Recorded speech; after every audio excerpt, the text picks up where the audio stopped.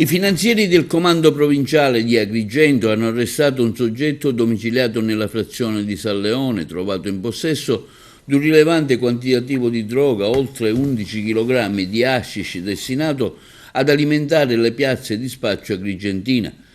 L'operazione è stata condotta dal Nucleo Polizia Economico-Finanziaria di Agrigento che all'esito di un mirato servizio di analisi delle merci movimentate in transito hanno individuato una spedizione sospetta realizzata tramite un pacco postale. Dopo aver monitorato il viaggio del pesante plico sino alla consegna, i finanzieri di Agrigento hanno accertato che lo scatolone era in realtà pieno di panetti di hashish per un peso di 10 kg ordinatamente sigillati all'interno di un involucro di schiuma di poliuretano allo scopo di attenuare il caratteristico odore dello stupefacente. L'immediata perquisizione dell'appartamento del giovane della spedizione ha inoltre permesso di rinvenire e sequestrare un vero e proprio deposito di droga, completo di strumenti per il confezionamento delle dosi da spacciare.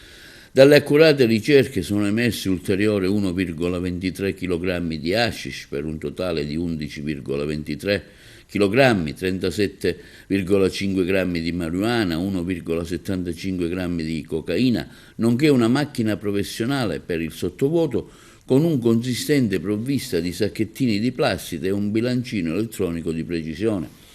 Il soggetto nei cui confronti sono stati sequestrati anche 1.790 euro in contanti, ritenuti provento dell'attività illecita, è stato tratto in arresto e denunciato alla Procura della Repubblica presso il Tribunale di Agrigento per il reato di detenzione ai fini di spaccio stupefacenti. Il GIP del Tribunale di Agrigento ha convalidato l'arresto disponendo la custodia cautelare domiciliare. La responsabilità dell'indagato sarà definitivamente accertata solo a esito di giudizio definitivo, vigendo la presunzione di non colpevolezza ai sensi dell'articolo 27 della Costituzione. L'attività svolta dalle Fiamme Gialle agrigentine testimonia il continuo impegno del Corpo a presidio della legalità e della sicurezza dei cittadini, anche nella repressione del consumo di sostanze psicotrope, fenomeno di grave pericolosità sociale, soprattutto tra i più giovani.